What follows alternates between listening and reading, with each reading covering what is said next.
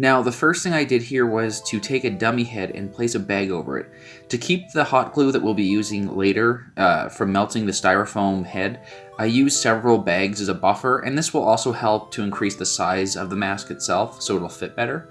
Now, with a roll of duct tape, I covered the entire top of the head, covering all of the plastic bag, even using some scrap bits of the plastic bag rolled up and taped up to build up the brow over the eyes.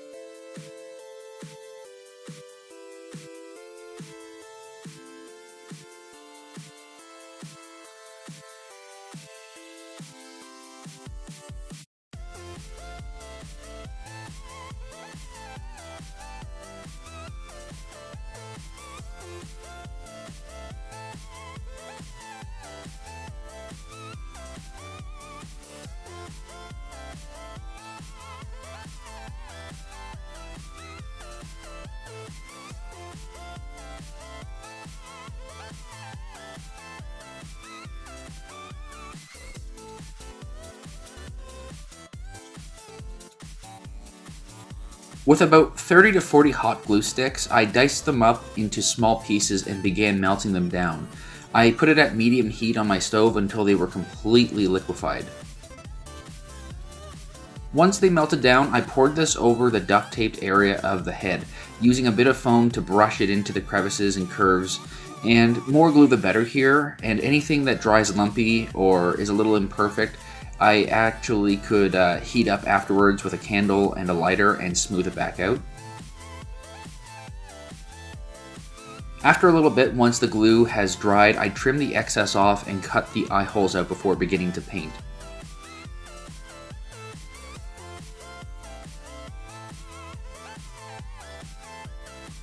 With more foam, I cut out the ear pads with glue holding them in place.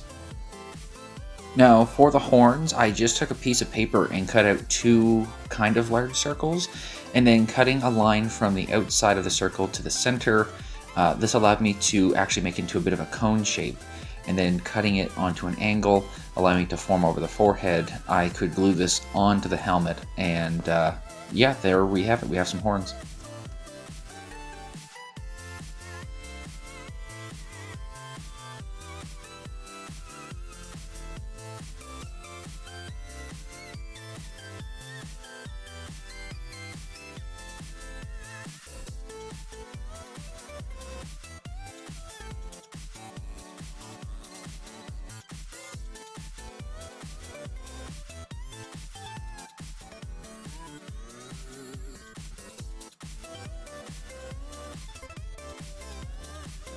With some minor touch-ups and a gloss coat to finish it over some of the paint that I put on to make it look more grungy and weathered looking, it's all done. So I hope this helps you with your next project. If you have a suggestion for a future episode, please let me know below.